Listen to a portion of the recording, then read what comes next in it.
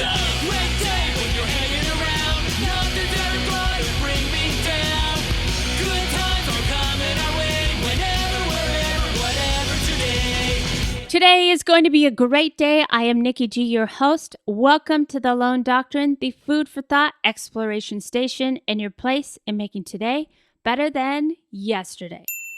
This month, we've been exploring the feelings surrounding change and the many reasons why change can sometimes be challenging. I'm sure you can list many reasons why change is good and why change might be seen in a more negative light. But one thing that is constant in life is change. Last week, we explored why we're sometimes afraid of change.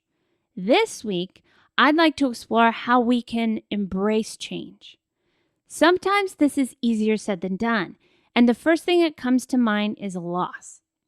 I've experienced a lot of loss lately, whether it be in my career, my friendships, and losing loved ones. It's all happened within a matter of a season. I'll be completely candid, it's been tough. But every tough part of life presents an opportunity. Life doesn't exist without the other. What I mean by that is the positive and the negative of life coexist. We can't have light without dark. If you want to get a bit more metaphorical, we're on a constant path where everything is happening at once.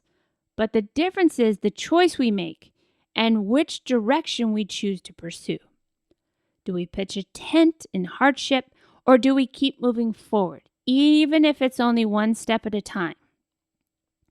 Every experience of our lives is connected, and our series of choices will lead us one way or the other.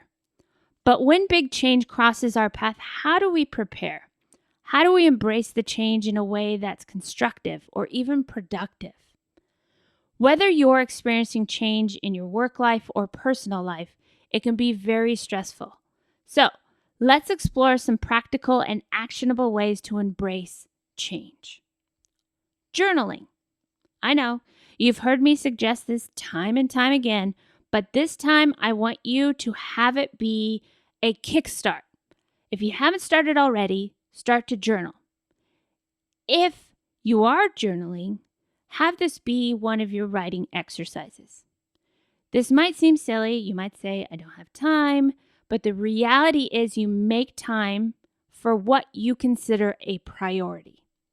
Your healthy mindset, your well-being should always be a priority. You can create this into a lengthy exercise, or it can be a quick to the point. Only you can determine what's going to be most productive for yourself. So, with that said, I would like you to list 3 to 5 biggest or most challenging changes you've experienced in your life. When we experience change, especially unexpected change, the emotions and pressure surrounding that experience can sometimes be so overwhelming that we forget we've already gone through changes in our life. My friend used to always say, if you're here, you've successfully survived 100% of your bad days.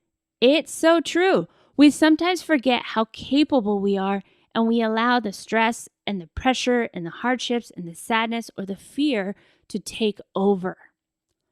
Once you've listed your past changes, then I want you to write down a brief explanation of how you coped, what you learned, and how you grew. When we visually see this process, we react differently than when we just think about it. It's as if the pencil to the paper or pen to the paper makes us realize we did it, we made it, and it reminds us that we can keep pushing forward. Sometimes when we come across change, it seems very overwhelming, sometimes too much because we get so consumed by stress, worry, fear. We forget that every change happens in smaller steps. Pieces being put together and one and the same where we are wanting to move forward within those pieces. So another thing we can do is break it up. Break up the so-called change into smaller steps. I'm sure you've heard the phrase one day at a time, and I've even said some moments in my life, one moment at a time. It's important to step back and create steps in seeking the desired outcome, whether it be towards a goal, getting through a tense discussion, or healing from a loss. Every aspect can have steps if we're willing to take the breath, step back, and gain clarity. Sometimes in taking that step back, we're able to come into the situation more productively. It might seem counterintuitive to some, but going for a walk or meditating, visiting with friends, calling a family member, or even just doing something completely unrelated can bring you to a better state, can bring you back to earth, more grounded and more abled. And one other exploration I'll leave you with today is appreciation. I've mentioned this a lot. Gratitude.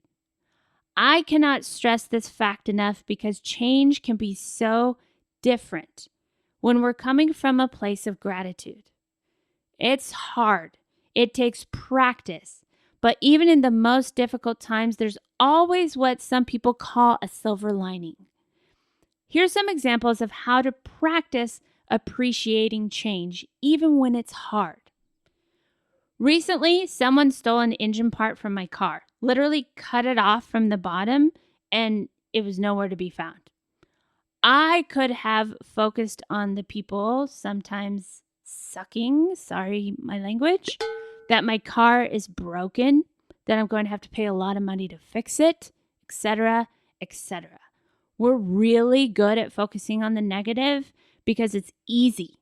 So I had to stop myself and flip the switch.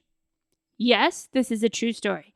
And sure, all things I just listed are in fact true, but being in those thoughts, those negative thoughts, was making this unexpected change harder, more upsetting. So what did I do to flip the switch? Well, first, I have a car to fix. I have insurance that will help.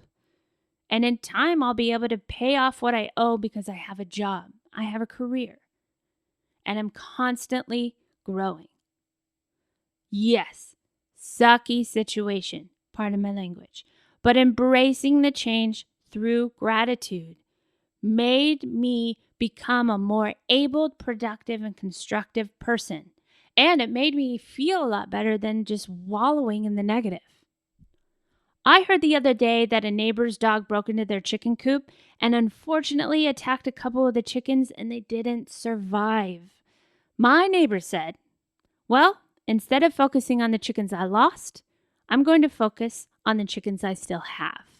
Sometimes this process of flipping the switch comes easy and sometimes it's tough.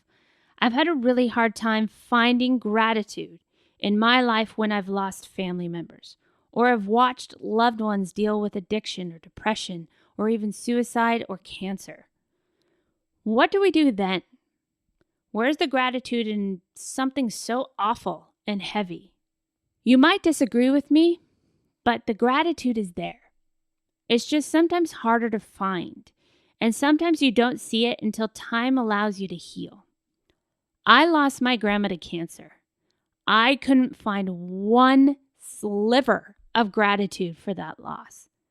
For the first time in my life, I was dealing with emotions and change that felt like nothing good was ever going to happen again.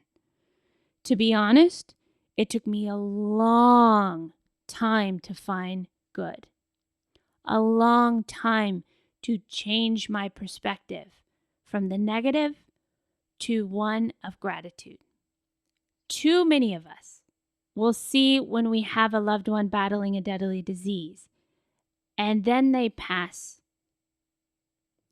One of these silver linings was that when you have a loved one battling a deadly disease, it's when they pass that they're no longer in pain.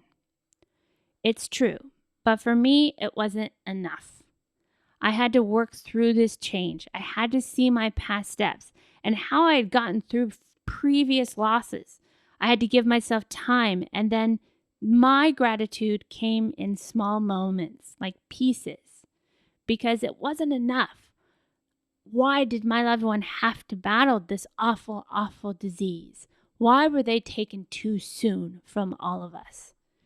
I was so surrounded in so much pain, I couldn't see the forest through the trees. So in time, I had to step back. Even through the hardest times, I had to see the things and the blessings that were given to my family along the way of fighting this cancer. The nurses, the caretakers, the way it bonded my family even closer, the education gained, the ability to pay it forward to others who were in the same fight, but most importantly, to embrace everything good about the bond between my grandma and myself, to honor her life. It was one of the hardest things I've ever had to do because this was a change I didn't want to change. Change can be hard, but in embracing the change and finding your way through when it's hard will lead you towards a fuller, healthier, and more awesome life. Here's some food for thought. The secret of change is to focus all your energy not on fighting the old, but building the new. So as you find yourself experiencing change and it's getting the better of you, listen to this month over and over so you gain the tools and build the skill set to create the new. We've had a lot of people asking how they can support our exploration station. We're so grateful to be able to be with you each and every week. And if you found value in our podcast, head over to patreon.com/Lone Doctrine.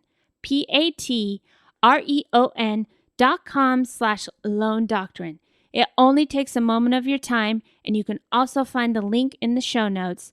And with your support, you'll get bonus episodes, more interviews, giveaways, and you'll become a part of an awesome community.